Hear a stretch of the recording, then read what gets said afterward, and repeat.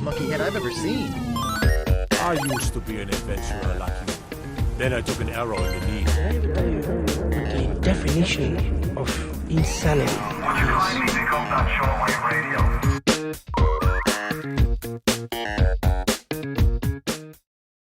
Hello and welcome to episode 66 of PvA Radio. I'm one of your hosts, Luke Croft. Joining me, as always, freelance gaming journalist Cody Melkline. Cody, how's it going, my friend? I'm doing well. Much better than last week. Feel rested. Feel like it hasn't been as hectic. How are you doing? I'm doing pretty good, man. I've been fairly unproductive this week. Like, it's just been one of those weeks. So, also joining us, the Mandalorian himself, ladies and gentlemen, Larry Hunt. I don't know what the Mandalorian actually is. Half man, half DeLorean. He's just a time machine. How are you doing, buddy? I'm doing pretty good. How about you? Wait, you already answered that question. I'm doing well. It's been a pretty fairly unproductive week.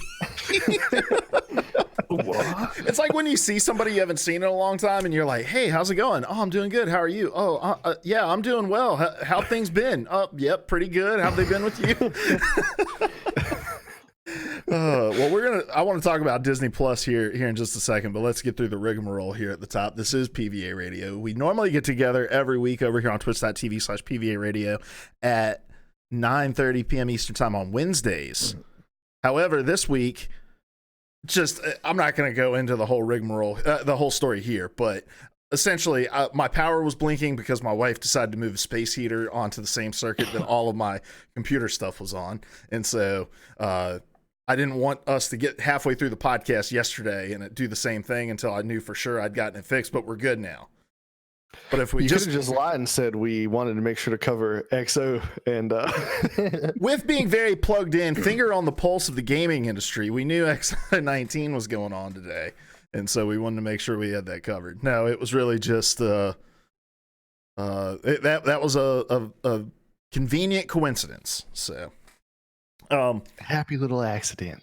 If you can't catch us live, you can watch us on youtube.com/PvA Radio, where we break it out topic by topic, or you can listen to us on podcast services everywhere, including iTunes, Google Play, Spotify, and if you ever stop listening to the revolutionary podcast of Conan O'Brien called We Have So Many Friends Here on Luminary, check us out. So it's revolutionizing it, man. We happy friends. From whom all podcasts flow. Did you say we happy friends? Yeah. All right, guys. Well, let's start. Before we get into what have we been playing, Larry, I know you have been on the Disney Plus train. I am on the Disney Plus train.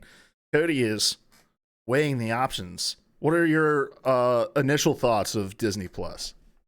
My wife's obsessed with Disney. My kids are obsessed with Disney. I'm obsessed with Star Wars, so we all knew I was going to get it. So yeah, it's fantastic. What I didn't anticipate and was pleasantly surprised by was all the nostalgia stuff. Can't wait to watch Brink tomorrow. Arguably that all that Disney has. Yeah. You're not wrong. I saw a tweet that it hit very close to home. It said, "No, you haven't missed all these Disney shows. You just haven't been happy since 2001. There have been a lot of great Disney Plus tweets. I saw one today that someone's like, really loving my Disney Plus subscription. It was just a picture of a bunch of Disney DVDs taped to their TV. Loving it. No, I'm digging it. Checked out The Mandalorian, and I'm seeing a lot of praise for the show, and it's warranted. I told Cody before we went live, I feel like it's being a little bit overhyped, but I liked it. I thought it was a good, solid start to the show. Can't wait to see what's coming. IG-11 may be my new favorite Star Wars character of all time. We'll have to wait and see. Instagram 11, yes, my favorite. Cool. Yeah, I'm loving it too. Thanks for asking. Did you watch it? No, not The Mandalorian, sorry, just Disney Plus in general. So we've been watching through The Simpsons because every episode of The Simpsons is on there. Now, there's been a lot of controversy over the fact that it is the widened out version and not 4x3. So there are some like visual jokes that get cut off, but I think there's a lot of shit that's missing, and we can get to that here in just a second. Yeah. But and now I'm not talking content wise, I'm talking feature wise. But yeah, I've been watching that, and I've been watching Even Stevens. No. Oh man, I loved that show when I was a kid, so I was like, I'm gonna check it out, and it surprisingly holds up. Like Shia LaBeouf was legitimately talented in that show, like legitimately talented in that show. So he's a talented dude. I mean, it's cheesy, but it's like going back and watching Full House, you know. And I think the comedy is even a little better in Even Stevens. Well, I hate Full House, so low bar. Glad it cleared it. I'm saying more from a cheesy standpoint, not from like a pure quality standpoint. But it's funny, like watching that show, you can really kind of see the trajectory of just outlandish comedy that adults latch onto now, like people our age latch onto now, because that was just so prevalent in those early 2000s sitcom shows. So, but yeah, there's a ton of stuff missing. And Larry, what have you been watching on? Like what device? On the Xbox. Okay, so I've been using the Amazon Fire Stick. So just tell me if anything I'm saying here is like it is only because I'm watching it on a different kind of device, but they don't save the last episode you watched of a like serial show. You have to remember it. You're right. And go to it. There's no like start or watch from beginning. So like if you've watched an episode, like my wife falls asleep with The Simpsons on, but I want to go back and actually watch all the episodes. So I'll go to an episode that she watched, and I have to manually rewind it from the end of the episode to the beginning. What is this, 1995? Yeah. There's no recently watched section either. So you have to make sure whatever you're watching, you add it to your watch list, lest you have to search for it every single time. Is there anything else I'm missing that it's missing? No, I think that's it. I'm sure there's other things, but those are pretty standard though. Yeah. There's a lot of growing room, and you know, they ran into a lot of issues on day one, and I forgive companies for that kind of stuff just because, what was it, 10 million people subscribed, something like that? Yep. You know, and there's just very little way to prepare for something like that. But just basic, like, do literally all of our competitors have this feature? I feel like those are things that are a little more glaring, little more harsh. But I think I don't have to justify the cost of it because I'm a Verizon Unlimited customer, so I get it for free for a year. So, the price is also not. It's pretty good. Yeah, $7 for Disney Plus, and then it's like $11.99. You get Hulu with ads and ESPN Plus. And I get Hulu with ads for free with Spotify though. Yeah. Yeah. On that point, I've been seeing all these memes going around, like bashing all these streaming services because people are putting it in the same boat as we're basically back to cable. And no, we're not. If you have a cable subscription with DVR, like you're paying like $160 at least a month. Also, you're watching mostly ads. Yeah. It's not even close yet. Also, if you're paying for all of these subscriptions, there's something wrong with you also. For two reasons. Number one, there's a bevy of content and you're probably not going to watch it all. But number two, like you probably have a family member who has a Netflix password. Like I'm set up like, hey, my brother pays for one, I pay for the other. You know, like figure it out. You can't do that with cable. You can't be like, I'll pay for DirecTV at my house and then you can connect to it from your house as well. Nope, you just got to climb up on the pole and run a line. I'm just kidding. Dude, back in the day, at the church I worked at, they would, whenever we had an event, they would just run this long coaxial cable from my house up to the church. And I was like, I'm not comfortable with this, guys. So, I mean, people do, I guess, share cable. All right. This isn't a Disney Plus podcast. This is a video game podcast. Yet. Join us next week for our Talking Plus. Frozen 2. Does it exceed the original? High School Musical, the series, the review. And then Larry just performs my Supernova Girl from Xenon. Mm-hmm. Gosh, so much nostalgia on there. Anyway, let's get this party kicked off with what have you been playing? Larry, let's start with you. What have you been playing? Apex Legends. And I had a roller coaster of a time on Apex this week. I went from feeling like I had become awesome to quickly being humbled. I had a game where I had 10 kills in one game, which if you play battle royales, you know, like it's pretty good. And then I made it up into platinum, and there is a stark difference between the competitors in platinum and the competitors in gold. And all I do is get kicked into the dirt over and over again. But I'm still enjoying it. It's my favorite game that's currently out. And this coming week, I think I'll try some other things, but all I've wanted to do is play Apex. There is only Apex. So when you say you keep getting kicked into the dirt and plat, like, what would you say like your average finish is?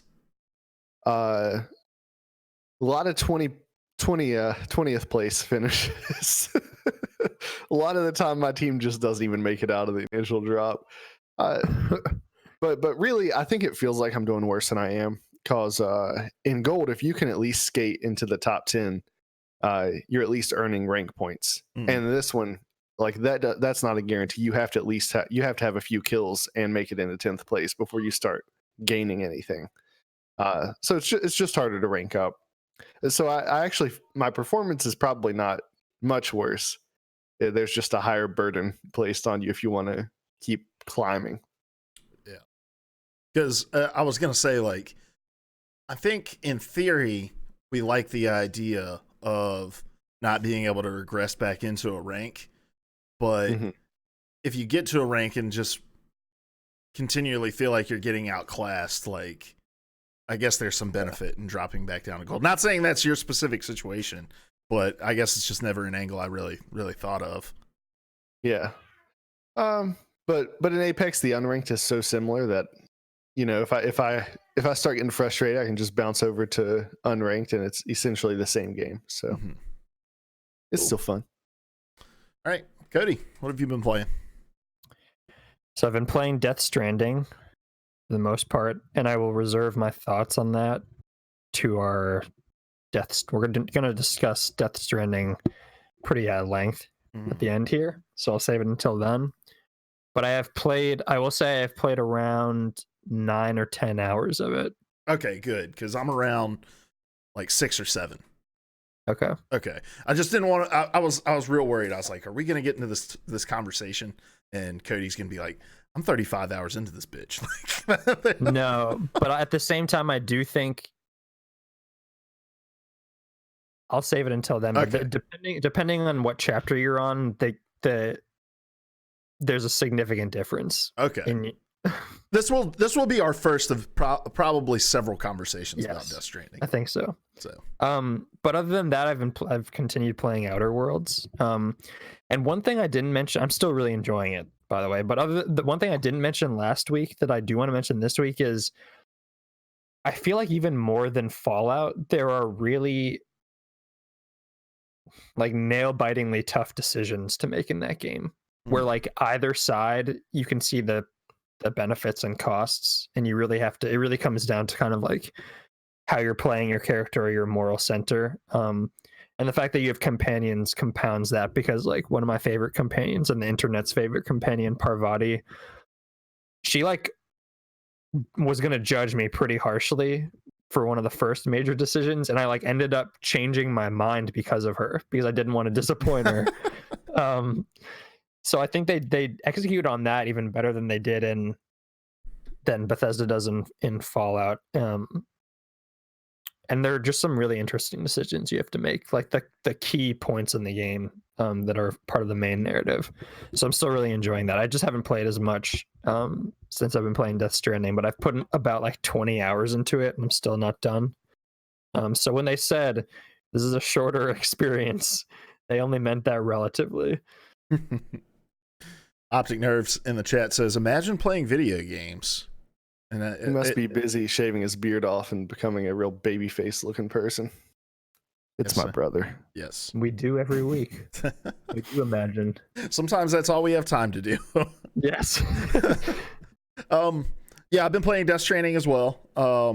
Like I said, first of several conversations likely coming up later in the show. Also, my life is just teamfight tactics, guys. And you talk It's about true. imagining We all playing know. video games, Optic Nerve in the chat over here. I stopped playing teamfight tactics, and I just started imagining playing teamfight tactics. Nerd It- alert. I am a huge fucking nerd for it. I found streamers I've liked watching play it. I'm like reading guides, figuring out builds, like God damn. figuring out what items to put on who. The last piece of the puzzle I have to put together is to like memorize the item combinations that build into other items. And then He I'll bought have a it couple all. of blank decks of playing cards. He's in the middle of creating a pen and paper version of Teamfight Tactics for when he can't play online. Gosh, that would be awesome.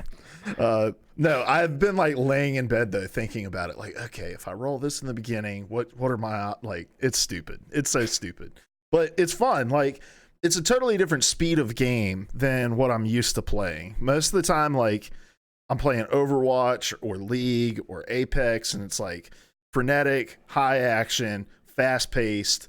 And I've never really been a strategy game kind of guy. Like I liked Halo Wars for the most part. What's that? The Blitz mode. I remember you enjoyed that one. Yeah, and back in the day, I liked a couple other that I can't remember right off the top of my head. But like strategy games are not normally my cup of tea. But I think this really toes the line of like what you guys were on the call while we were prepping for the show. I was finishing up my Teamfight Tactics game.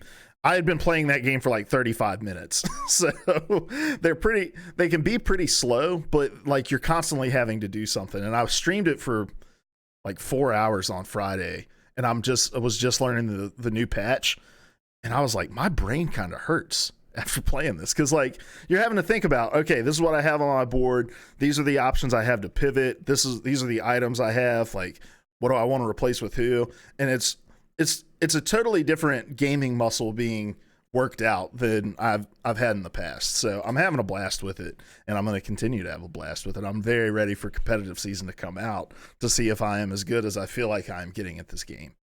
Your love for this game makes me want to download it and try it, even though the game itself does not sound even remotely appealing to me. It did not to me either. That's the thing. Like I watched streams of it. I interacted with it, lightly before jumping in to play it. But as soon as I got in, I was like, okay, all right, this makes sense. It's kind of like Apex, where you're like, okay, we got an 8th place finish. I got 3 kills. Let's go again. Just one more, just one more game. It's going to be better. It's got that kind of quality to it without the tilt yet. So You haven't hit your version of plat yet. yeah.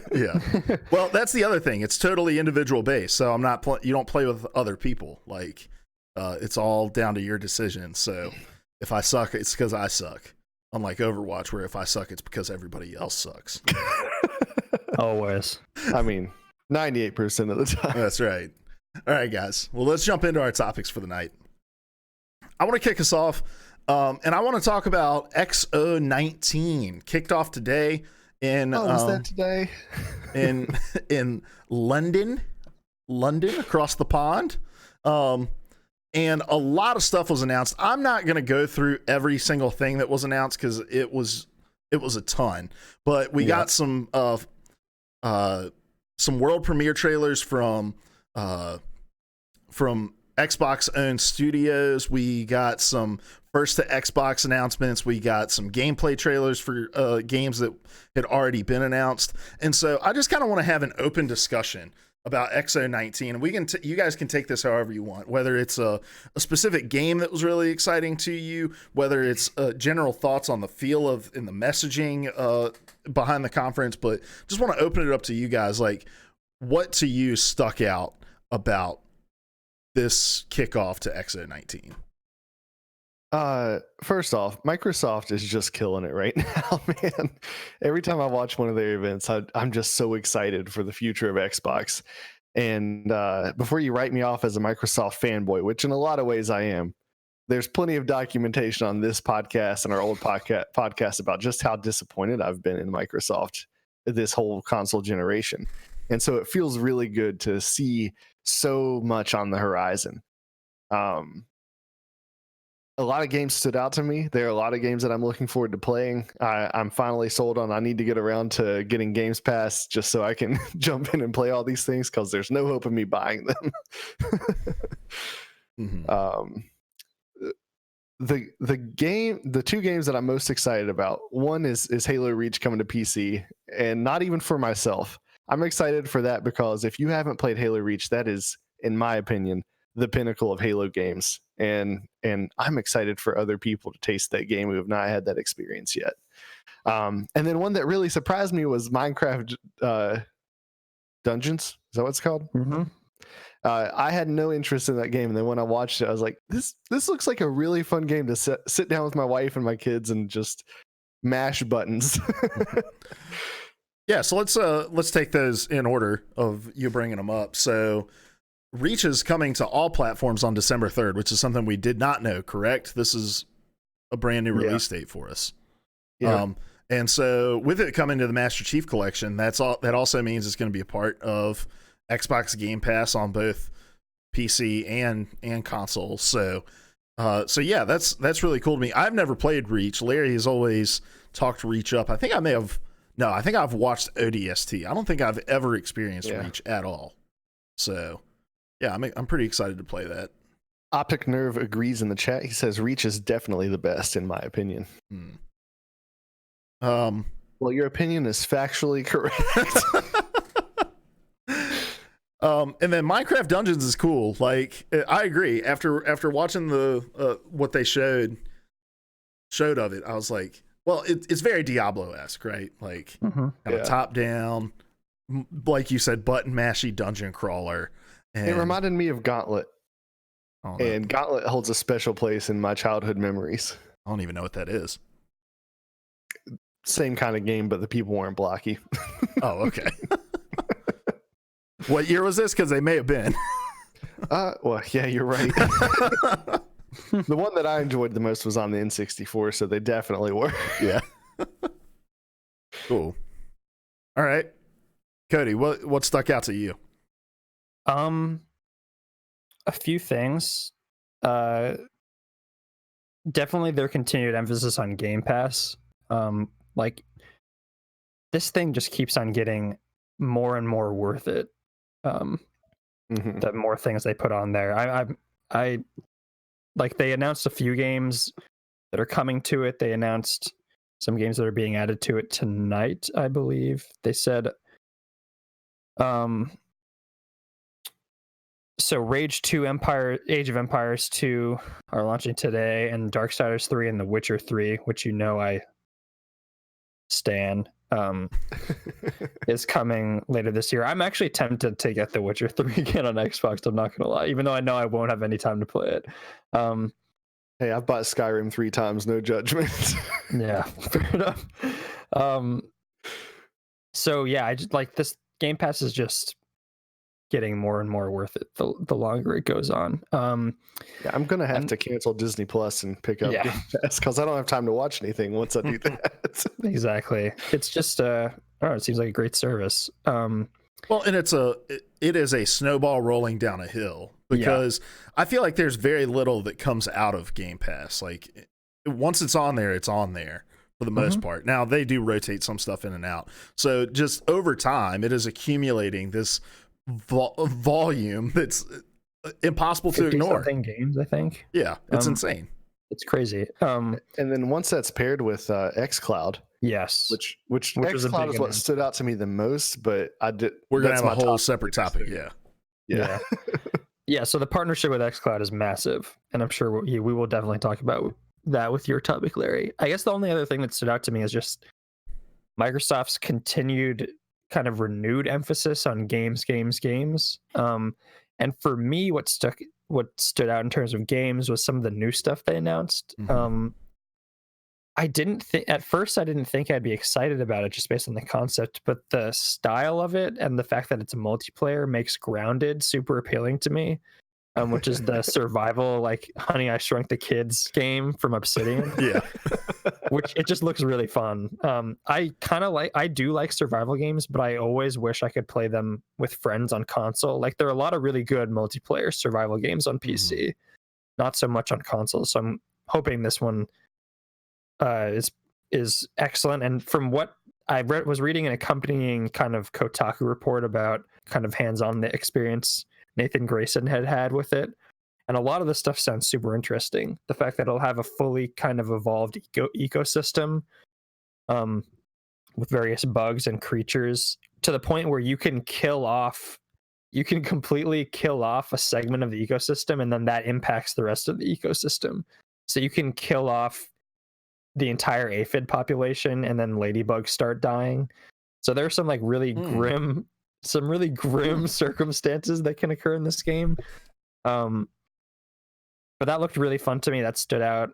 Yeah, your point about co-op survival games, like thinking about it, that's really the only time I get into a survival game. Like, we had a couple months stretch where me, Larry, and a bunch of other friends played a bunch of Minecraft. There was another stretch where for like a month, Larry and I played a ton of 7 Days to Die.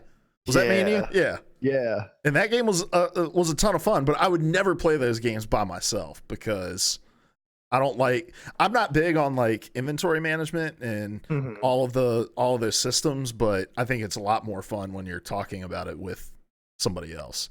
Definitely. And it's just a great, you start to kind of collaboratively build ideas off of one another. So like I would never play Minecraft by myself, but the idea that my friend and I can think together and we're like, oh, we want to build this castle. Let's work together to build that castle. Kind of, as you said, mitigate some of the drudgery inherent in a lot of survival games. The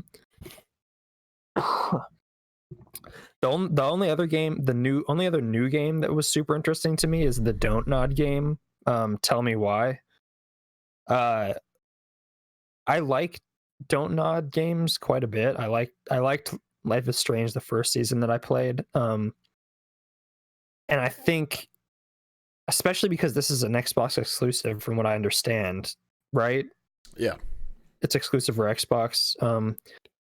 The fact that Microsoft is putting its weight behind a game like this with a trans protagonist speaks volumes. Now, like, getting eyes on it is one thing, and executing on it authentically is another thing. So that always worries me when people kind of approach this kind of material. But Don't Nod has kind of proven its ability to tackle LGBTQIA folks with a lot of like authenticity and a lot of heart in its previous games. So that's super interesting to me, and the idea of these two twins kind of bouncing memories off of each other is kind of interesting too.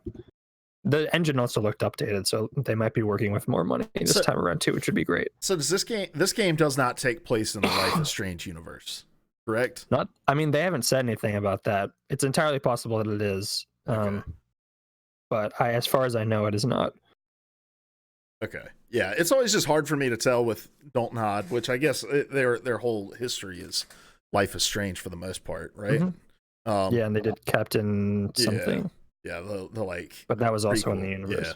And so I look at this and I'm like, oh, it's just Life is Strange again, you know. And I know it's more about the subject matter and the story of it, but I have a hard time differentiating between all of these different Don't Nod products. Yeah.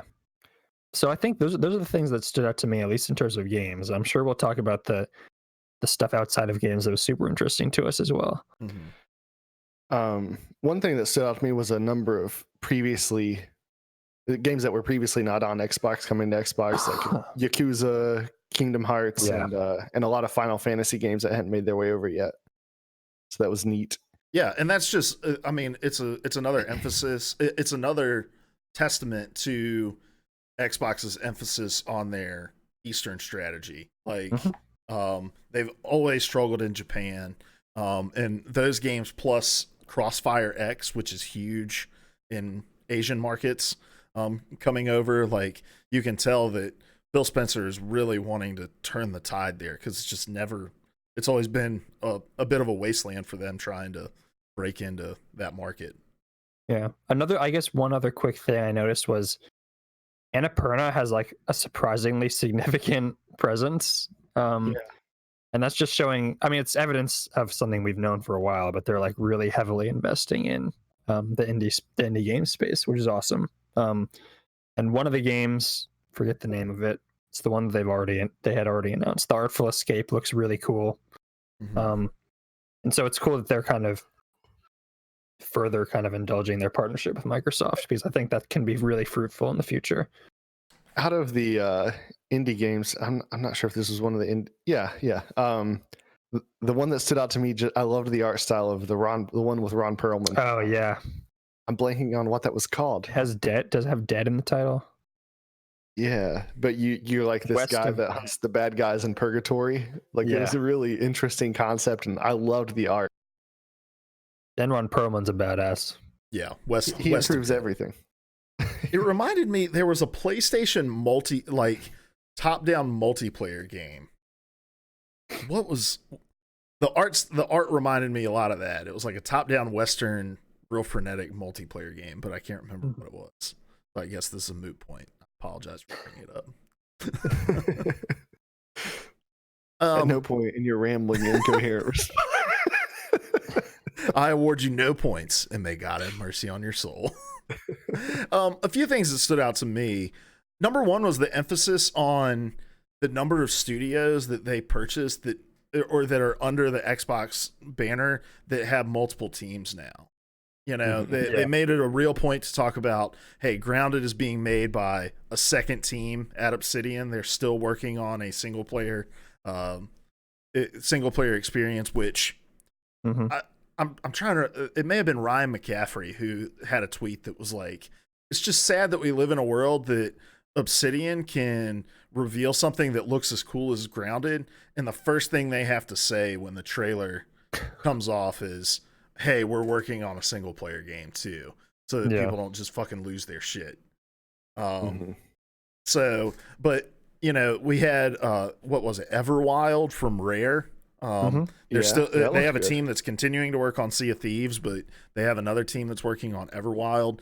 And I think it just goes to show this wasn't just Xbox saying, hey, we want to throw money behind these studios to get them exclusively over to our platform so that we can just port them over here, put a gate around them, and make people come to us to play them. It's about empowering these studios to go and deliver on creative visions that they may not have had the resources to go and deliver on in their previous state. And I think that's really, really cool. And I think that they've made a real point also to say, like, hey, we don't really want to have too much creative control over these studios. We want them to have a lot of creative autonomy within themselves. Like, I can't see a world where Obsidian goes and pitches Grounded to, you know, as a free agent looking for a publisher, and them not just get immediately met with, why don't you just do New Vegas again? You know, like, why don't you just do what you're known for again? So it's really cool to see Microsoft allowing these studios to go out and do something that's different. And then the other thing that really jumped out to me was just we've got new consoles coming at the end of next year, but the volume of stuff that Xbox is planning to have out between now and when that happens is a little insane. Like, you know, I think Grounded didn't have a release date, but you know, like Bleeding Edge, what's that? Yeah, that we know of. Like Bleeding Edge is coming out in March, which is Ninja Theory's new character-driven like melee combat multiplayer game. There's new Sea of Thieves content. They're expanding on Halo. Let's see, what were some of the others? Yakuza, Kingdom Hearts, Wasteland 3 is coming in 2020. Like, they're not packing it in and saying, all right, we lost this generation, boys. Let's just get to the next Xbox and we'll go from there. Like, they're still committed to doing good things in their last year, and I think that's really cool. Trying to think if there's anything else. Any thoughts on either of those things? No, I'm with you. That's really good to see. And at one point, I forget who was interviewing Phil Spencer, but she asked him, you know, can we expect this volume of content to continue? And he was like, yeah. so that's exciting. Yeah. overall, I thought it was. I don't know. The inside Xboxes I think are cool because I don't care about everything that's in them, but I also don't feel like I need to care about everything that's in them. No. I think they do such a good job, and this is something that Sony is terrible at, showing that they, as a company, care about each and every one of these individual projects and giving them the space to breathe on these stages. Like, it doesn't feel like boom, boom, boom. It doesn't feel like you're watching a YouTube playlist. They're bringing creators out and they're talking to them and they're passionate about it. I love what Xbox is doing with these inside Xboxes with these events. It's just really cool to watch. Yeah, I'm with you just on the seeing people come out who are really passionate about what they're making. Like that's what connects with me really well at these events. When I see that this person loves what they're pouring energy into, it makes me more willing to give it a try. More so even than seeing a really cool trailer. Not that I don't enjoy the really cool trailers too. Yeah. Also, learning that Kart Rider Drift has an esports scene. So pretty cool. Which I guess if Farming Simulator can have a league, anything can have a league. For real? There's a Farming Simulator league. It's got like a load of money behind it, proving that esports is a bubble. All right. Any parting thoughts on XO19? I know we didn't talk about xCloud, but that's because our next topic is going to be wholly dedicated to the xCloud announcements there. So outside of that, have we said our piece about everything? Yeah, it's exciting stuff. All right, awesome. Well, let's move on. Larry, what is your topic?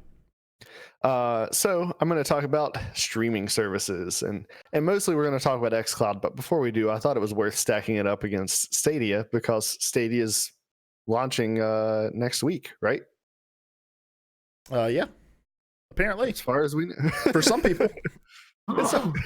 So we talked last week just about how underwhelming we felt like everything was. We haven't heard anything about it. We hadn't seen the launch lineup announced, and we got that launch lineup announced this week. So first off, how did you feel about the list of games you'll be able to play on Stadia at launch? Hold on. It's by no means a lengthy list. So I'm gonna pull this shit up. And it's 12 games, isn't it? Yeah, and read it to you because I'm just gonna say this at the top. All right, the reaction to that video was asinine. Okay. Yeah, our discussion drew a lot of these guys are just trying to get clicks. Google's gonna do something awesome. So oh my gosh, guys. All right, for the record, the argument we were making was we would love to see this succeed, but Google has a track record of not allowing these things the time, space, and resources in order that's needed to succeed. That was the thesis of the whole topic. And we expressed hesitance last week about the launch lineup. I don't were super Google jazzed about everything. I'm not Google by any means. Which is Assassin's Creed Odyssey, Destiny 2 The Collection, Guilt, which I think is an Amazon developed, a Google developed game, if I'm not mistaken. Mm-hmm. Just Dance 2020, Kine, which these also Google developed, Mortal Kombat 11, Red Dead Redemption 2, Rise of the Tomb Raider, Shadow of the Tomb Raider Definitive Edition, Tomb Raider Definitive Edition, Samurai Showdown, and Thumper. Those are the 12 games you'll be able to play when your $140 Founders Pack comes in, or however much it costs. And a number of those are free or have been free through Games with Gold before. So there's also a list of games they released that'll be out before the end of 2019. I'm not sure if you want to read those. Yeah, we can do that real quick because I don't think it makes it any better. No. Attack on Titan 2 Final Battle, Borderlands 3, Darksiders Genesis. Is that a new Darksiders game?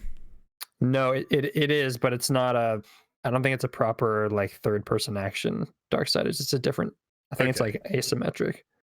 Dragon Ball Xenoverse 2, Farming Simulator 19, so that you can get trained up to compete in the Google Stadia sponsored esports league. Final Fantasy 15, Football Manager 2020, Ghost Recon Breakpoint, highly acclaimed, Grid, Metro Exodus, NBA 2K20, Rage 2, Trials Rising, and Wolfenstein Youngblood. So those are all the games you'll be able to play by the end of 2019. Totally fucking underwhelming. Completely underwhelming.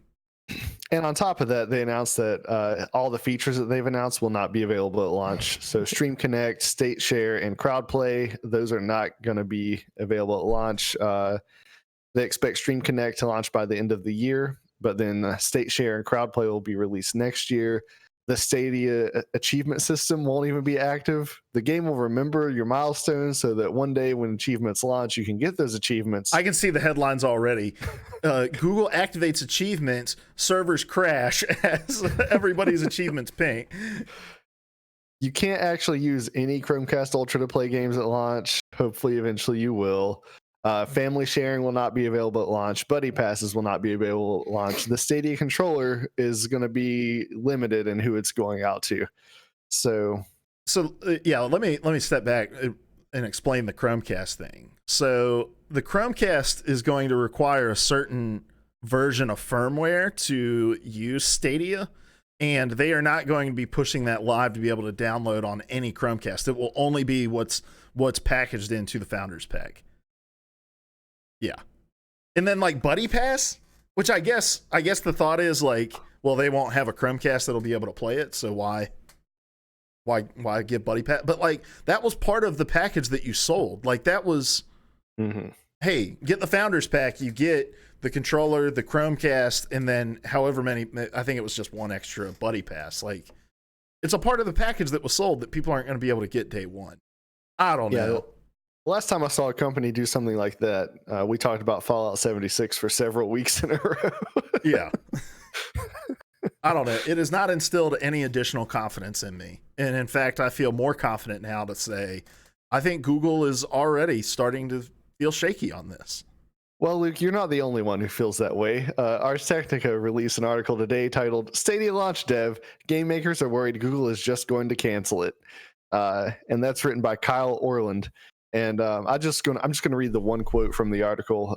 Gwen Frey, developer of Stadia launch puzzle game Kine, told GamesIndustry.biz, quote, "The biggest complaint most developers have with Stadia is the fear that Google is just going to cancel it," end quote. And she continues to say, quote, "Nobody ever says, oh, it's not going to work or streaming isn't the future. Everyone accepts that streaming is pretty much inevitable. The biggest concern with Stadia is that it might not exist," end quote. And so there you have a developer on a Google game agreeing with the points we made last week, which, like, yeah, game streaming is going to take off. It's happening. And we just aren't super confident that Google's going to stick with it because, again, they've got a track record of not sticking with these kinds of projects. And look, I am totally willing to eat crow when I am wrong about a speculation. I am the guy who said, this Overwatch beta was cool. I'm just not sure if it's going to stick around for the long haul. I have now put over 1,500 hours into Overwatch, all right? I'm willing to eat crow, and I want to be wrong about Stadia. The streaming space is going to be so much better with Google in it because it's going to create competition that will keep Xbox pressing on the gas like they currently are, and we're about to talk about that. It's going to cause Sony to assess where they are streaming wise. It's already made them make shifts with PlayStation Now. Like, the streaming space is a better space with Google in it, and it's not about me wanting Google to fail at all, but it is about me being able to see all this shit and say, I don't think they're setting up the foundation for themselves to really be successful within this. Yeah. Cody, Luke and I have really just ranted back and forth. Do you want to weigh in? No, I mean, I agree with what you guys say. I think it's a bad sign if one of your developers, one of your exclusive games is expressing hesitance that the platform their exclusive game will be on won't exist in a few years. I think we all agree that Google being in this space pushes everybody else to be better because we know what Google can do. Unfortunately, Google does not always do that. And so I think when we're talking about this stuff, I don't think any of us want to see, or really, it's not about want. We're assessing whether or not these massive corporations will be able to do what they say or invest in the way that they're seeming to invest in something like this. I don't give a shit if a corporation succeeds or fails. No, I don't think any of us do. I think it's more about assessing objectively whether or not something like this can succeed in an industry and in a space that is inevitably moving in this direction already. It's essentially what this woman is, what the developer is saying. We all know streaming is the future.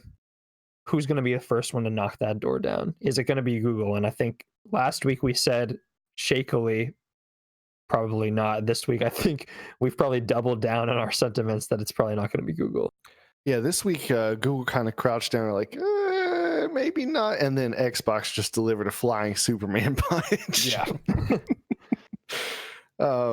And I do want to say, Cody, you pointed out to me before the show that they did walk that statement back and say that it's taken out of context, but you also rightly pointed out that I can't imagine the context in which that statement means anything other than what it says. Yeah.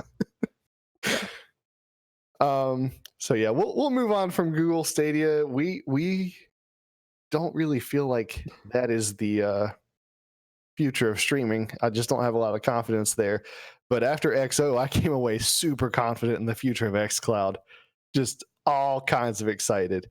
So first off, xCloud is going to be paired with Game Pass in a meaningful way, which is going to mean that you've just got access to this huge playlist that you can just stream at the drop of a hat. In the interview, what was the guy, the head guy of xCloud? I do not remember his name. I'm blanking on his name, but I will say my favorite quote of the whole show was him saying, "We literally put an Xbox into the cloud." So he climbed a giant ladder with an Xbox and just jammed it straight into the cloud. So here we go. But in all seriousness, it's the excitement that I have for Game Pass paired with the excitement of the future of xCloud. Like Xbox is about to roll out the capacity to really just have a streaming service where you don't buy any hardware. They're really about to be the Netflix of gaming. What device do you want to play this on? Fire it up. So I was going to go through all the things they announced real quick. First off, they announced over 50 games that are going to be able to run on xCloud. And they aren't like dinky games. Like you got a bunch of Borderlands games. You've got Ark. You've got Halo 5, Devil May Cry 5. They announced. Sorry, I'm mixing up. I almost said something that was not accurate. No, I didn't. Yes, it is. Madden NFL 20. Like that's going to be on there. Mm-hmm. And I mean, you can go read we don't have time to read the list of all 50 games, but it's going to be a good library. Sure, right we do. Here's gates. the top. Yeah. Did anything else stand out to you guys about the xCloud announcement before we just really just jump in? Oh, the controllers, the support for other controllers. So they're going to support, what was the DualShock 4s? That was the big one, Sony's DualShock 4, and then there was another one that was pretty popular. But either way, that was really Google exciting. Stadia controller. Now let me clarify something. We are not talking about these are 50 games that are going to be included in the future with Project xCloud. Yeah. These are 50 games that are now available on Project xCloud, the preview of Project xCloud. And so they also announced that Xbox Game Pass is going to come to xCloud. So all of the games on Game Pass, if you're subscribed to Game Pass, you'll be able to play via xCloud. And so that's massive. And they also announced that xCloud is going to be supported on Windows 10 PCs in 2020, which is another massive thing. So effectively, it's going to run on every single device that Stadia will run on, except I don't think that there's anything it can run on as far as like, Fire Stick, Roku, Chromecast, things like that. But that's got to be in the plans. Yeah. But you have a set-top box. Yeah. I mean, well, essentially you're starting off with a roster of 100 games, these 50 plus the 50 or so that are on Game Pass, right? Mm-hmm. And I think that's the strongest thing that you need, other than like obviously the infrastructure to support it. But for any streaming service, games or otherwise, the library is what people are going to be talking about day one. Mm-hmm. Yes. We just saw that with Disney. Whether I I could give two shits about the majority of the Disney catalog that is on Disney Plus, but it's hard to refute the fact that they start out with a very extensive, strong backlog of content that you have day one. And that's going to sustain you for a long time as obviously Xbox has shown, as you kind of continually add more content to it. So I think that like the amount of games and the kinds of games and the specific games they have on here is impressive. And like you said, Larry, it just sort of like is a big fuck you to Stadia, which is starting with measly 12 games. And some of those are, I would say, pretty lackluster. Yeah. And I genuinely don't think it was like Xbox's intention to kick Stadia when it was down. No, they had this announcement planned way in advance. It was just a terrible week for Google to make the announcements that they made.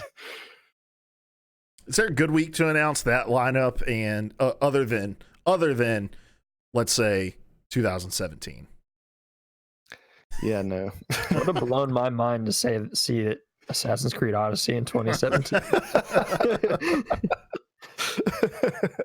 See, I nailed it. It's about the only time it would have worked. Yeah. The controller that I'm forgetting the name of, the interesting thing about the other controller that xCloud will support is the layout of it essentially turns your phone into like a Switch style where you've got stuff on each side. And so that's really appealing to me. Like, I actually don't like the mount that is typically displayed of an Xbox controller with the phone stacked on top of it. Just that, I feel like I'd get really shaky. But so just some variety in the ways that you can play, so much variety in the games that you can play. It's going to be on PC. It's going to be everywhere. Streaming is the future, and out of the gates, like Microsoft is going to be the company that is doing it super well. Yeah, and I think they're doing it in such a way that like people understand it, and like that makes. We talked last week about how Stadia I think has struggled because it's not a hardware release, and so it's hard for people to wrap their minds around it.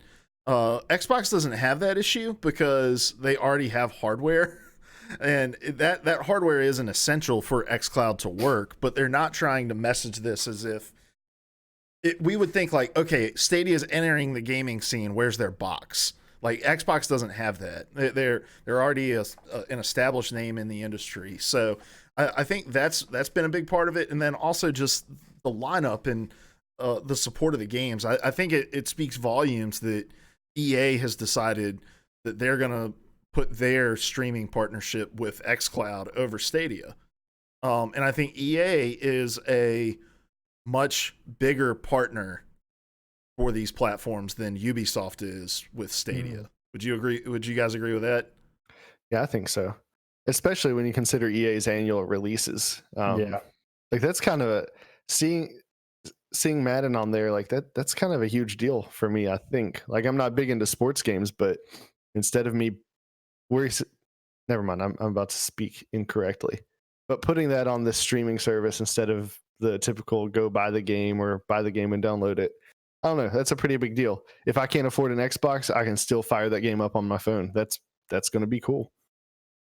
I also just think that Microsoft has been way more upfront and realistic with its expectations of what xCloud and streaming in general are, like the trajectory. I think Spencer said earlier this year, he was straight up about the fact that streaming is years away from being a mainstream form of gaming, but they're laying the foundation and the track for that to be the case.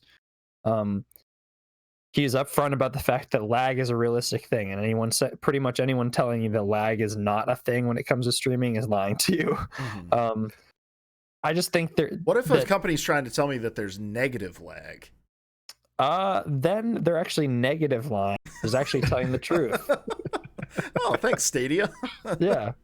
I just think Microsoft has learned a messaging lesson about this stuff from their mistakes in the past, and they're obviously showing it and paying it forward here. And so I'm appreciative of the fact that they're realistic about the direction of this new technology, and that goes a long way for me in terms of understanding how committed to this they are. The fact that they do understand it's not an instant investment, instant reward kind of thing. This is laying foundations for the future. That's promising to me.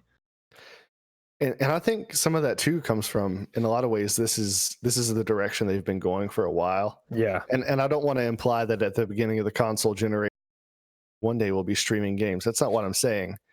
But even back then, they had this vision of the always connected gamer. And it was a vision that a lot of us rejected and didn't think was possible. And now we're to the point where, like, the idea that our Xbox has to connect to the internet at least once a day, like, doesn't even cross our minds as something that would be difficult for the most part. I recognize there are people that live in locations where that is still a struggle, but they saw the direction things were going then, and I think this is just a natural offshoot of that always connected gaming society that they had in mind back then. Yeah, I think another thing Xbox has done effectively within this is, and something that differentiates from Stadia, is they see this as a gaming supplement. Like, this is something to do additionally on top of your console gaming.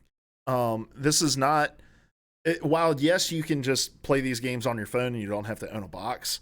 That's possible. That's not the messaging they're pushing. This is hey, you can take the game you've been playing on your console, put it on your phone, and, play it on the go.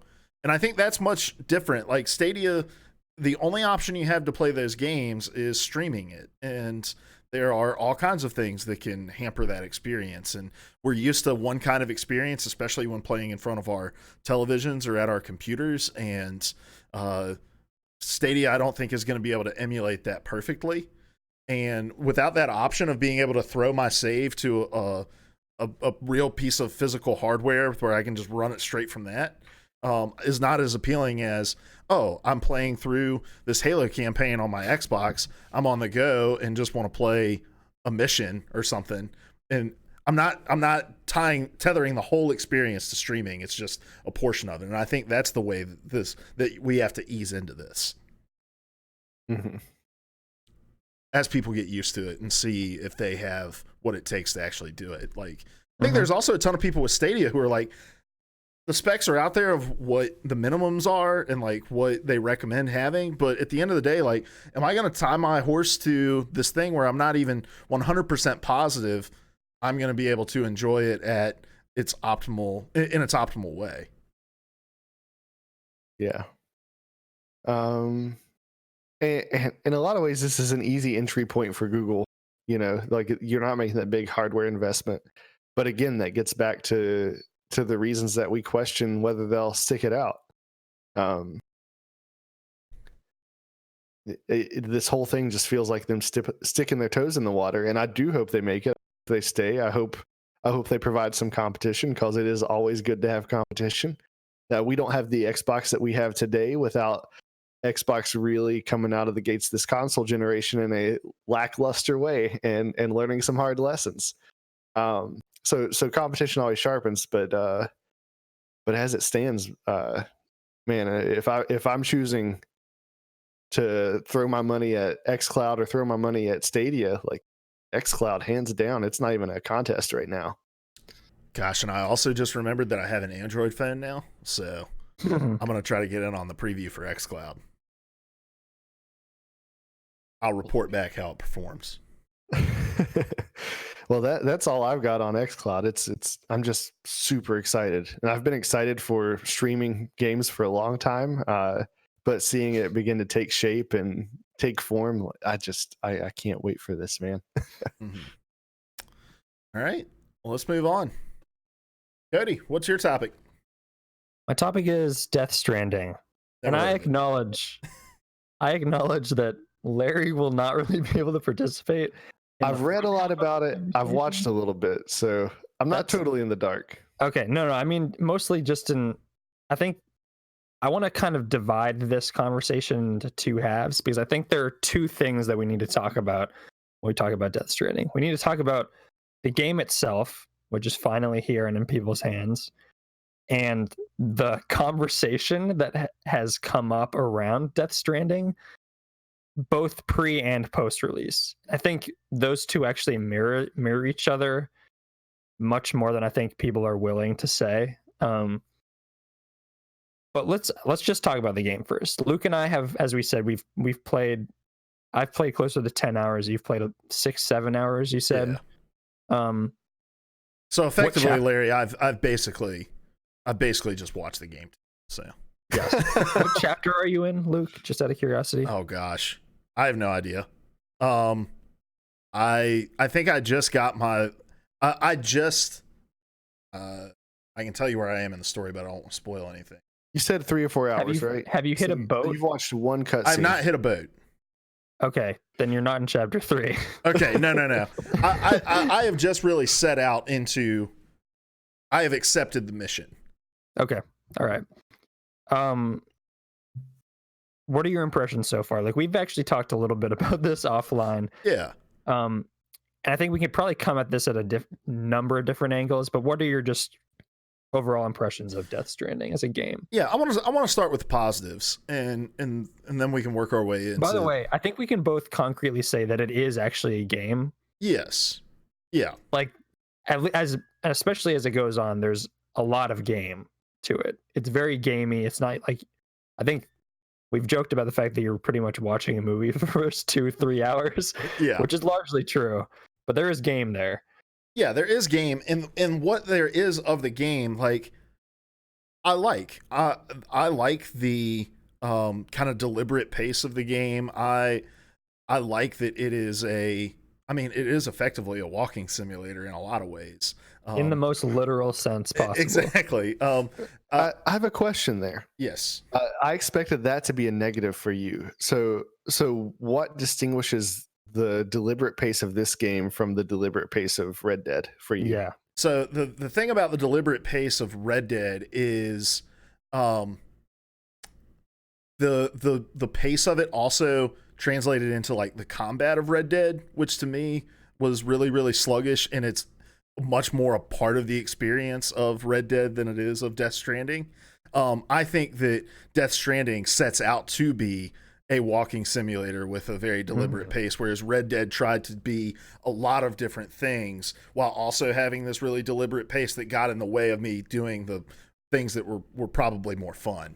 But, you know, I'm walking to go pick up packages and figure out where to balance them on my body so that I don't fall over when walking up a hill. Like, that's not that fun. So it's not like it's hampering me from getting from one thing to another, you know. So it's different in that regard. But yeah, it's funny.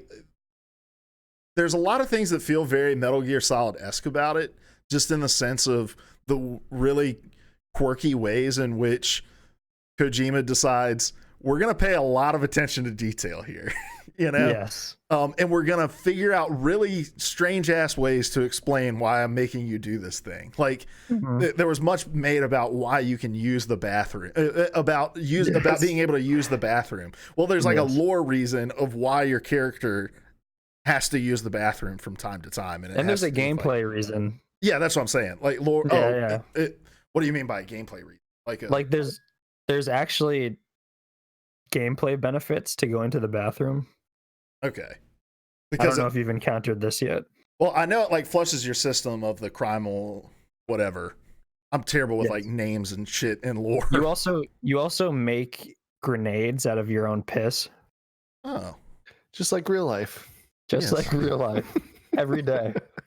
Fill up those test tubes. So I like all of that stuff because I love the quirk of Metal Gear Solid games. Like you know, just the weird shit you can do of like I'm gonna balloon this guy off to my base, like that kind of stuff. And I don't think there's really any shortage of that in Death Stranding. I think it takes itself maybe a little more seriously than the Metal Gear Solid games have. But so I enjoy that. I'll save my criticisms because I want to let you talk about the things you like, Cody. Yeah. I do think there's a lot to like about this game. And a lot of it is the gameplay. This is the most... I feel bad for every game that's been labeled walking simulator before this. This is the most akin to a walking simulator that there possibly is. Probably hiking simulator is more accurate, but I find the actual act of moving from point A to point B, which is the thrust of the gameplay here. I find that very engaging, mostly because that they make it engaging. You have to measure each step. You have to be aware of the terrain that you're trying to cross. You have to pack accordingly. I like the fact that your character is essentially a Jenga tower, and you have to balance stuff on your body and on your back. It makes going out on missions and going out on deliveries super engaging from the get-go. You really have to plan ahead. I really like that. The atmosphere of the game is awesome. Yeah. It's a beautiful game. That kind of goes without saying if you've seen anything from it. It does not resemble America whatsoever. And I think that's obviously probably a conscious choice. I don't think a lot of the environments you would copy one-to-one from America make for good gameplay and what they're pursuing here. And I think there's also stylistic reasons for that, but it's a gorgeous game. The music is awesome. The sound is great. I like the fact that, as far as I can tell, you're not going to kill anyone in this game, because there are actual world ramifications for what happens when someone dies. And I like the fact that they've kind of, as clunky as they've done it, have kind of programmed that into the game's lore. I find some of the ideas in the story super intriguing. The way they're presented, not so much, but the actual ideas themselves are a lot of them are actually super intriguing. The acting is great, and Bowie shoulders a lot of the burden of Kojima's writing, especially as you get on in I don't want to spoil things, but the character that Troy Baker is playing is super one note, but that one note is played to perfection, and I love it. Go ahead. He's embraced the camp of Kojima so well, and he's really just, people have used the phrase chewing the scenery. I don't think he's even chewing it. He's just swallowing it whole. He's just completely destroying every scene he's in. But I will say that I don't know. I think Norman Reedus's performance is just, I don't know if it's the performance or the writing or just, I just see Daryl he's this lone wolf, he's been hurt too much by the world. He doesn't want to engage, the Norman Reedus type. Yeah, he's the Norman Reedus type. He's very much typecast in this. But I think within that he performs it well. He also is not given there's a lot of times where he just doesn't say anything. That's true. And to me, that's, intentionally or not, that's a holdover from Metal Gear Solid 5, where your character, for the most part, and there are concrete logistical reasons why he doesn't talk, but your character just doesn't talk for large portions of that game, to the point where it's really awkward. I was yelling at my TV in Metal Gear Solid 5. Why the fuck are you not? Someone's asking you a question. Answer the question. That's not so bad here, but I'm still intrigued to see where the narrative goes. But I think the thing I do want to that I like the most, other than the actual act of walking from point A to point B, is the multiplayer. And I think this becomes more significant, especially as you enter Chapter 3. And I'll implore everyone, the only thing I read about this game before playing it was a piece written by, I think, Gita Jackson over on Kotaku, who said, get to Chapter 3 as soon as you can. And I agree with that wholeheartedly, because that's when the game really opens up and you get a sense for what it is. The asynchronous multiplayer is really cool, and I think the first real innovative step in that kind of thing since Dark Souls. That's where the actual themes of the game are cemented firmly within the gameplay. The fact that you build things and those things remain persistent in the world if you leave them there for other players. There's obviously something in the background kind of mediating how many players things pop up. Otherwise, your game would just be the just ladders everywhere. It would just be ladders and roads everywhere. But I spent a large majority of my time playing the game today just helping out to finish a section of road for other people to go on. And that's the whole they say it over and over again in the game. Like the message is we can't exist as humans without each other. Strands, knots, ropes, these are all consistent things throughout the game in terms of imagery, and they're all meant to bind us together, whether for good or for bad. The game kind of leaves that ambiguous, but the multiplayer is where it really cements that stuff. And I think it's really like I've had my life saved by people's ladders and people's ropes, people's bridges, and I've built things that I'm sure have helped people as well. I'd like to hope so. It's the first game where I've ever really gone out of my way to do something, not just because it'll benefit myself, but because it'll benefit other people behind me. And I think that's a really unique experience in gaming, where often multiplayer is really just selfish. Mm-hmm. I want to weigh in on that. I really like that you don't know for sure that your thing helped somebody. You just have to believe that it does. Yeah. And that's a great analogy to life. Like some of the most important things we do, we're not going to see the full fruit of the seed that we planted. Yeah. And tied to that point, I read an interview with Kojima this week, just about how he wanted to get people to step back from the frantic shooting each other multiplayer and just pause and think and step away from violence for a while. And so I do want to correct something I said in our Discord of early on. I said, I don't know yet if this is the choices made in this game were deliberate and good and make sense, or if this is just a bad game and we're glossing over it because Kojima made it.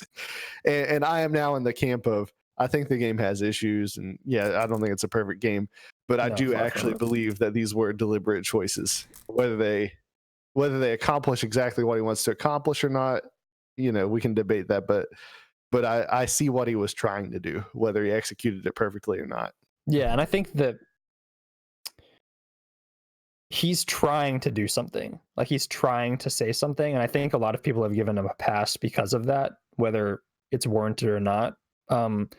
But I think for all like the extensive dialogue sequences, like the extensive cutscenes and all the over the top, on the nose dialogue, he remains like a great designer, and he surrounds himself with great designers. And I think the messages of his game are most effectively conveyed through the systems. And I think that only becomes more obvious as the game goes on. And you do get weapons later on, but as far as I can tell, most of them are non-lethal. Like you get a bolo gun that just kind of ties people up, and you never really can kill the entities, like the ghostly entities. They just kind of go away. So I think this is a game that I acknowledge has massive flaws, and we'll talk about those probably extensively. But I think it's also doing a lot of really cool stuff, and I'm genuinely excited to play it. I've fallen into the gameplay loop. I don't think it's for everyone. I wouldn't want it to be for everyone. I think it's more interesting for not being for everyone. And I will say, regardless of its flaws, I'm glad that it does exist. And this is a thing that is in the world and people can experience. Yeah. I think that like when I played The Witcher, to me it was like I'm kind of going through the motions with the gameplay because I want to get to these cutscenes and like get to the narrative. Yeah. Learn more about these characters. I feel the opposite with Death Stranding. I feel like they're taking it, like it takes way too long to say things that aren't that profound, And I think and look, it's not because it's good or because it's bad. I think it's just Kojima's writing style just doesn't jive with me. It's very on the nose. Is it bad? It's bad. Okay. I think it's bad writing. Okay, good. I think it's on the nose. I think there's no subtext. It's just all brought into the text, from the names of characters to just oh my god, the crazy one-liners that characters will throw out.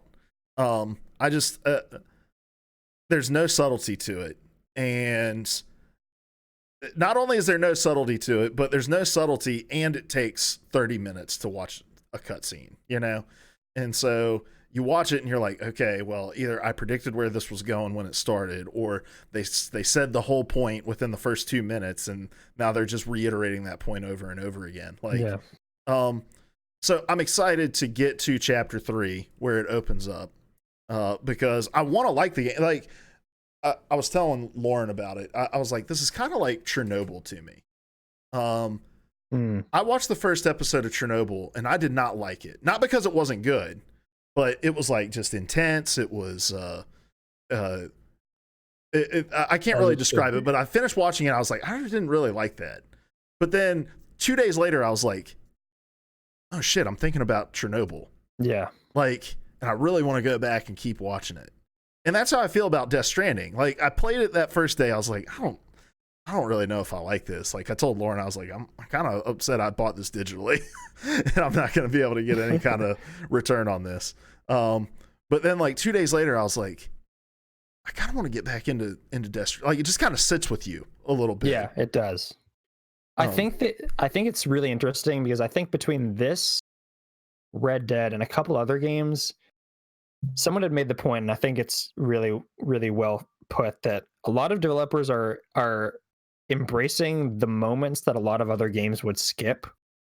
This game, the gameplay of this game is the moments that most other games would skip. Yes. And I love how reflective, like how it just kind of lets you walk. It's mostly quiet for the duration of you walking. He doesn't really talk to himself that much, which I love. Quiet's in this game? Just kidding. I'm sorry. Don't bring up quiet. There's literally a female character in this game called Fragile.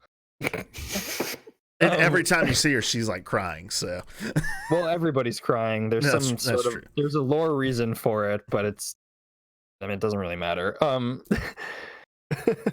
But yeah, I love that it's Wait, hold on real quick, back to the name thing. Well, there's one of the characters who's like, my name is it Mama or Mother? I think it's Mama. It's Mama. Like, my name is Mama, and I said out loud, I ain't calling you that. I would say that to half these characters. Dude, I don't think Kojima understands how names work. There's a man named Die Hardman. Yes. Which is I think that's my favorite Wait, name. what's Guillermo del Toro's character's name? Dead Man. Yes, Dead Man. Because he works in the morgue. Yes. This is the writing at its best. I find this relatable. In my field of youth ministry, like, there's all this pressure to come up with creative names for things, and like, my youth group doesn't have a name. It's called youth group. Yeah. Fair enough. But yeah, the writing in this game is just straight up, at least so far, is just straight up bad. And I never really have jived with Kojima's writing. I think he gets at a lot of really interesting ideas in really inelegant ways. And ultimately, I think you can take it or leave it. I think people have approached the themes he's getting at in better ways. I still find his decision to like co-opt American imagery and America confounding. Because like, if you're not going to make it look like America, what the fuck is the point of setting it? Well, it's because he has all these thoughts on America. He does, and it's very clear that he has thoughts on America. But I also like that was the other part to me, where in the lead up to this game, it's like, you're gonna notice it'll be subtle. There's a lot of talk about like the state of America and about Trump, and I'm like, they've done everything but said Donald Trump's name in the first 6 hours of this game. The whole slogan of the organization is "Make America Whole Again." Yes, yes. I am continually confounded, sometimes in like hilarious ways, at the writing. That's, I think, the weakest part is the stuff that is most Kojima. In terms of the writing, I actually think the vision. So I'm just gonna waft in between positives and negatives. But yeah, that's one fine. thing I do just quickly want to touch on is the visual design of the game. It's awesome. I can't remember the name of the art director, but the style of the game is really cool. And I've always admired, especially in Metal Gear Solid 5, they really make you feel like the gear that you're wearing. Like, the character designs are really, in this game, very practical for a reason. I love that you can like see every piece of everything on your back, and you can like feel the weight. It's conveyed through how you walk. And like there's a real, I don't know how they achieve it, but yeah, when you pull the straps in, it makes you feel more stable while you're controlling it. Like it's really well done. It is. I love that.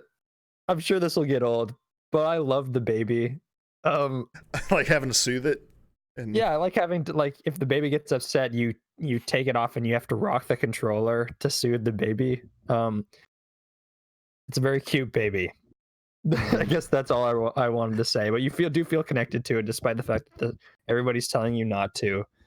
The only other thing I guess I'll say in terms of my impressions of it is I don't really care for the sections where you're facing off against humans. And I think the pacing of the story and the pacing of the early sections of the game is super slow. And I think obviously purposefully so. But some of the systems they start to lay out, I feel could have been implemented earlier. At the same time, I think the sections where you have to avoid what do they call it? BTs, beached things. Those are really tense, and I love the fact that you can manually hold your breath if you get too close to one, and drains your stamina. So you kind of have to. It's a push-pull kind of thing. Those encounters are super tense, and I really like them. And I like the idea that you can't see them unless you stay still. And instead of having a radar, they've essentially implemented the radar into the game world, which is that little arm on your shoulder. I think that's really well done. It's a nice visual touch, and it's a nice way to make you feel more connected to the world, as opposed to just having to watch a radar in the corner of the screen. I will say, I think the UI can get a little overwhelming at times. Yes. Between scanning and the like dot matrix of, hey, here's the safe places to walk and the places you'll fall over, the tiny ass text that's everywhere. Oh my god. Which, how many games have to get this shit wrong before somebody's like, maybe we should have somebody that looks at this and says, is this an appropriate font size? And I think it's because all of these designers are playing it like this at their computer. Yeah. And they're not thinking about playing it from a couch. But and then also I get overwhelmed by just the sheer number of packages there are to pick up. Yes. Like out in the world. It's just I'm not a completionist by any means, but I'm also am I going to be punished for not picking that one up? Do I have to pick that up? Like, there'll be plenty of opportunities. Yeah, so I don't know. I'm excited to jump back into it though. It's something that stuck with me. I think there are good things about it, but yeah, I think what makes this game so good is that there are such what's the word I'm looking for? There are concrete things that are really, really good about it. And then there are concrete things that are really, really bad about it. And we should be able to function within that space, within that nuance, to have that conversation. And I just feel like the internet at large has been widely incapable of it. No. Yeah. I use the phrase conversation loosely. I was going to put it in scare quotes in the doc. This is a game that rewards like thoughtful critique, and like it's the fact that it's something is flawed does not mean it's not worth engaging with. I think more often than not, actually something that's flawed is worth engaging with, and it makes you think a little bit more critically as opposed to accepting something as a 10 or a 1. And I think the second part of the Death Stranding narrative is the conversation that's kind of come out of the game post-release. Leading up to it, there was a lot of talk about the Kojima horde, like the horde of fans that are going to accept anything he does blindly. And I think that has borne out to a certain extent, at least in the most vocal group of people who have been talking about it. But I found the reviews for this game super interesting. It was not as divisive as I think I had expected it to be. Although I do think if you read any review written about it, people are struggling to reckon with what this game is. Not like he didn't invent a new genre, he didn't invent a new style of a game, but I think people were struggling to reckon with like the objectively good qualities, as you said, Luke, and the things that are just like outright bad about it. And a lot of those people are Kojima fans. I think a lot of reviewers were right to point out their history with Kojima games, and I think that kind of will probably affect your whether you like this game or not. But a lot of the best reviews did not have scores, and I think those are the ones that are most worth reading, especially for a game like this. But that is not how people in games like to communicate or understand games, and I think that's unfortunate. Yeah. I think that I saw some 6s, I saw some 10s, and in many people's brains, that's the range. Like a 6 is the worst score a AAA game can get, and a 10 is, and then they define 10 as a perfect game, and I think it's perfect. And I think every outlet that is given a game a 10 is like, this is not a perfect game. Like 10 There's is only one perfect game, and it's cell damage. Larry with the deep cuts tonight. Cell damage, gauntlet. But shit. I'm sorry. No, you're good. Derailed him. No, you're good. I do that all the time, so I can't get mad when other people do it. There's no such thing as perfect 10s. Yeah, there's no such thing as a perfect 10, and I don't like thinking in terms of scores either. But I agree with you, Cody. I think Kojima was wanting to start a conversation about games. Yeah. I think he wants to have a conversation about America, despite maybe not knowing everything there is to know about America. Or even maybe the most cursory things. But I do think he started a conversation about games that's interesting. Yes. I want to go back and mention one more thing that I hate about the game, and I think any game that gives it a 10, any outlet that gives it a 10 needs to explain how they overlook this, and that is this monster product placement. Oh my god. What the fuck is that? Not even just monster. If you go to the bathroom and the stall closes, there's an ad for Norman Reedus' show. Yeah. Like, what the hell? That alone is like, you're spending all this time with world building, and like that just pulls you straight out of it. Yeah, those are the kind of things that would work in Metal Gear, but really don't work here. Like, I'm supposed to believe that Monster is still a functioning company and that people are stopping to watch AMC. Well, what do you think all these packages are? That's true. Maybe they're delivering monsters. Your canteen is full of Monster Energy, and when you drink it, it converts water into Monster Energy. This man is severely dehydrated. Also, that's the only reason that you can turn his urine into bombs.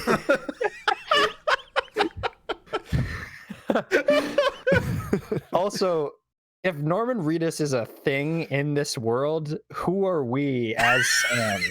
I didn't even think about that. The implications are world destroying. It's like when a movie has real life. It's like Zombieland when Bill Murray shows up, and it's like, wait. So is Emma Stone a real thing here? Yeah, it completely pulls you out of it. A lot of people have started writing stories about how atrocious that is, which I'm glad. But yeah, the beautifully conversation, rendered. Very beautifully rendered.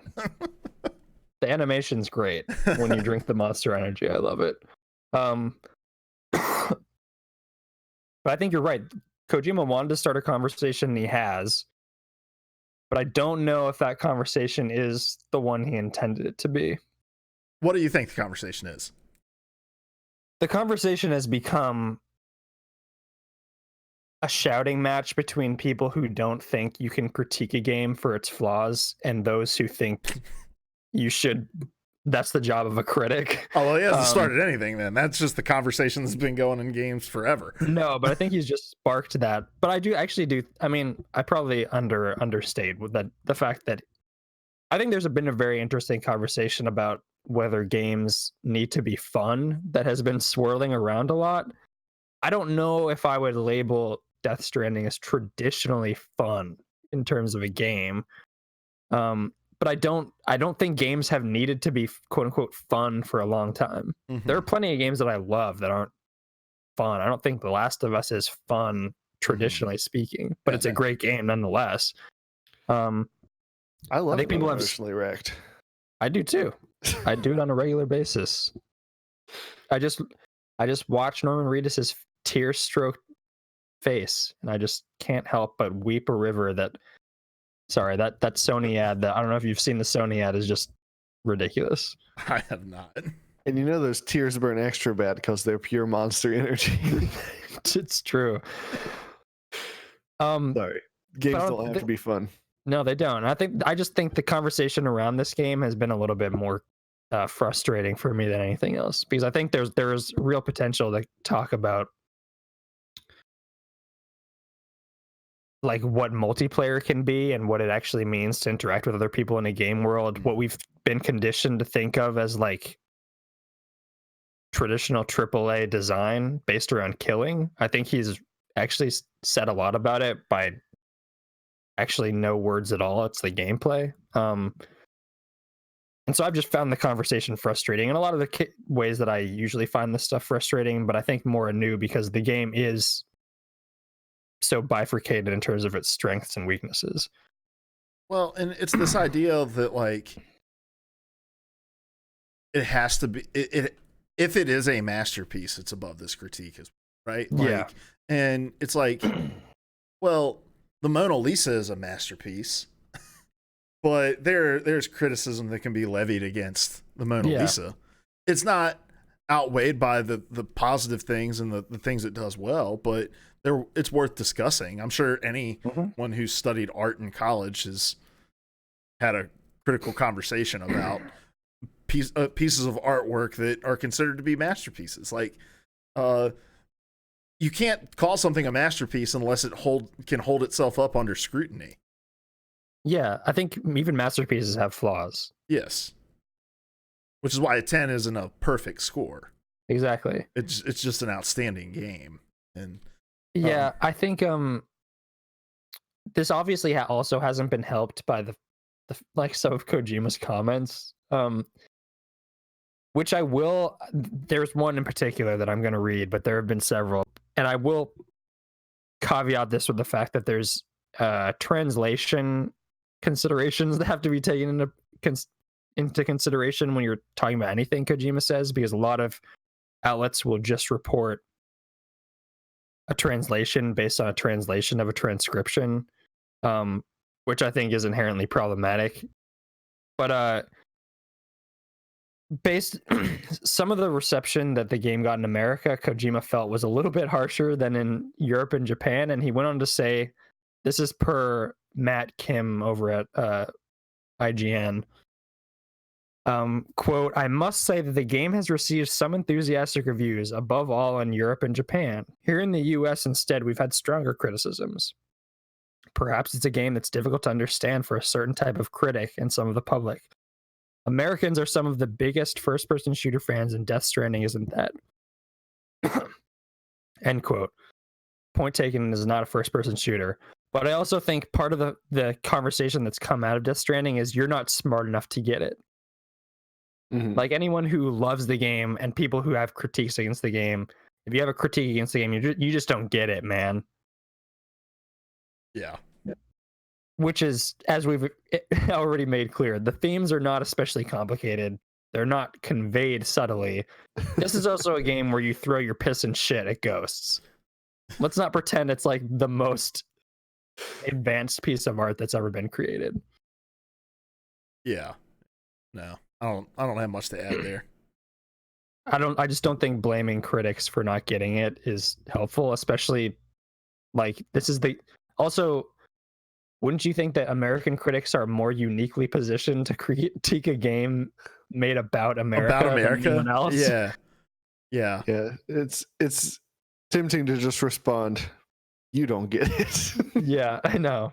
And how did we get into a collapsed nation where guns were no longer a prevalent part of that experience? Like, yep. I don't know. It's and also just the number of games that have excellent reviews that aren't first-person shooters. Mm-hmm.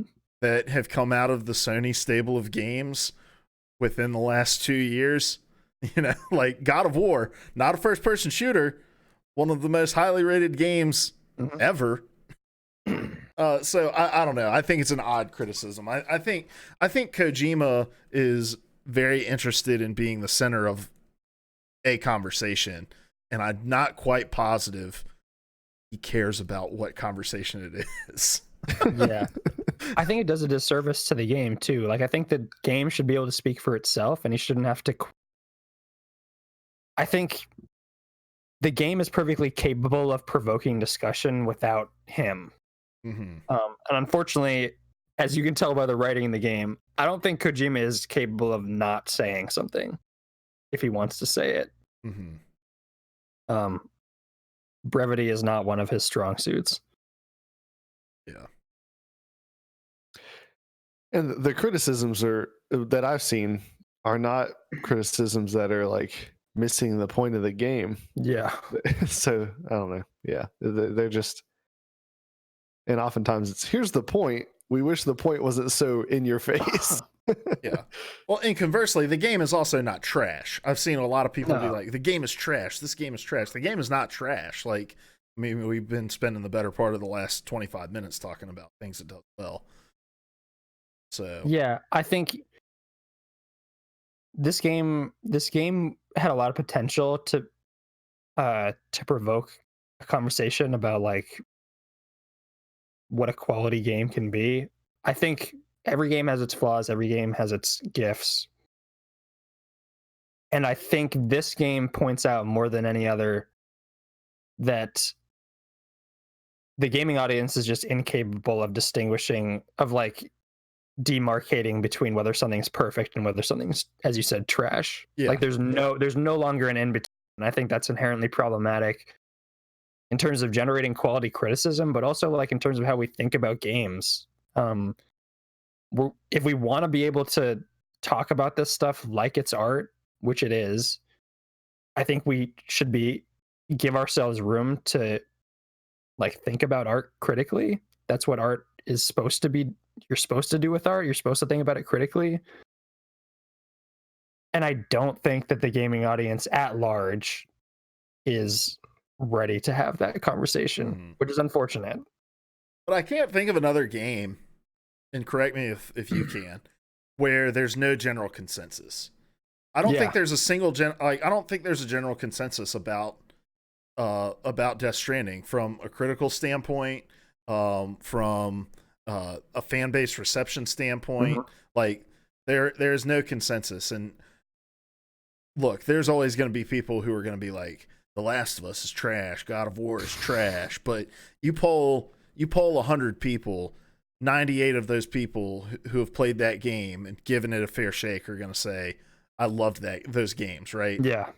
That's not what Death Stranding is. Like, even the audience that it's intended for, I don't think it's going to connect with anything close to a consensus of them, you know?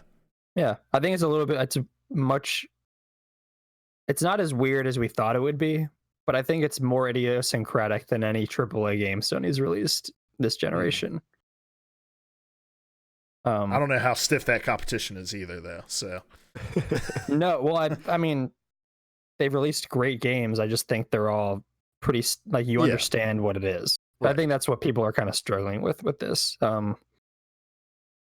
Ultimately, you're either going to like it or you're not. There's really no in between with Death Stranding. You're either going to click with its rhythm or you're not. And I think if you click with its rhythm, like I have, you're really going to enjoy it. And just the flaws are there. They're worth acknowledging, but there is a lot of joy to be found in Death Stranding, I think.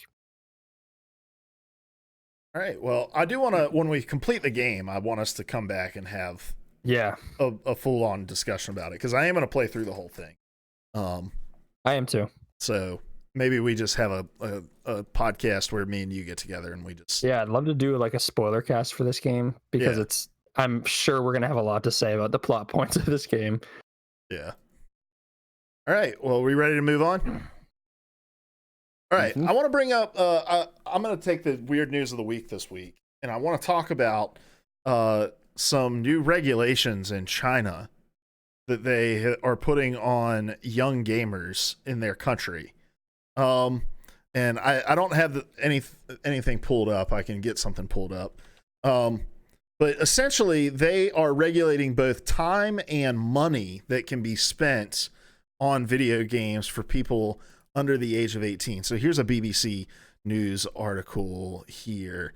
Gamers under 18 will be banned from playing online between 2,200 hours, which is 10 o'clock, right? Mm-hmm. To 8 a.m. So there's a curfew. They're going to be restricted to 90 minutes of gaming on weekdays and 3 hours of gaming on weekends and holidays. They are also only going to be able to spend $29 a month on microtransactions. And then that goes up to like 50 some dollars a month after you turn 18. So one Apex skin a month, basically. Yeah. I find this interesting and for, well, a couple reasons. Number one, it just baffles me that governments are able to do these kinds of things. Like, we take for granted the freedoms that we have in America. Like, so it's just insane that China has the infrastructure and capabilities to even do this, which they do. Yeah, if America said they were going to do this, I'd be like, oh, whatever. Kid's going to just skate. They're not going to do that. But in China, I'm like, they probably actually will prevent kids from playing from 10 p.m. to 8 a.m. Well, apparently you have to like submit your the equivalent of a social security number to access these things. And so they'll know your age when you go to log on and stuff like that. So also from an esports perspective, like, China's a huge esports scene. Lot of talented people coming out of that region. Going to be really hard for people to reach the pinnacle of their talent on these kind of restrictions. Yeah. So, anyway, that's the weird news of the week. Let's get out of here, guys. Who are you? Where can people find you? What are you going to be tweeting about this week? Larry, let's start with you. I'm Larry. You can find me on Twitter at StillInFlux. And this week I'll probably be tweeting about the Disney classics. Brink, Halloween Town. Is Halloween Town on there? Yes. Nice. All right. Johnny Tsunami. I wish Disney Johnny Plus would Tsunami. have come out like 2 weeks earlier so that we could have watched all this Halloween shit. Like all the Treehouse of Horrors. I would have loved to have been able to watch them leading up to Halloween. Nevertheless. All right. Coddington, who are you? My name's Cody. You can find me on Twitter at ProElectioneer. What am I going to be tweeting about? Probably more probably some Death Stranding stuff. Also, this is totally unrelated to gaming, but I recently got the complete box set of Avatar: The Last Airbender. Yes. And Legend of Korra, which I've never seen. I've only seen Avatar. So I'm probably going to be tweeting out this is the only thing that I've ever been nostalgic for that aired during my childhood. This and Samurai Jack. So I'm super pumped to rewatch Avatar. I think it'll hold up. Avatar is the one series that I'm going to get on Blu-ray, but I'm not going to show it to my kids until they can understand it. I let them watch Star Wars. I let them watch all this stuff that matters to me. But in my opinion, Avatar is the greatest animated thing ever produced, and my kids will be able to watch it when they can appreciate it. Nerds. You're missing out. Avatar. I love anime. It's not even anime. Is it? Well, it's animated. It's animated, but it's not anime. It's not Japanese. Oh, okay. Sorry. Nerds. Come on. I don't watch anime. I'm Luke Croft. You can find me on Twitter at Luke PvA, and I'm just going to be tweeting out SoundCloud links of the audio of the goalpost being moved in the impeachment inquiry. So be on the lookout for that. All right, guys, this has been PvA Radio every week over here on twitch.tv/PvA Radio at 9:30 p.m. Eastern Time. On Wednesdays, we do this. Watch us live. If you can't catch us live, you can listen to us the very next day on youtube.com/PvA Radio, podcast services everywhere. Let's get out of here, guys. This show has been hella long, almost 2 hours, so we're going to get out of here. Until next week, we love you. And goodbye. Why, that's the second biggest monkey head I've ever seen. I used to be an adventurer like you. Then I took an arrow in the knee. The definition of insanity. Would you kindly pick up that shortwave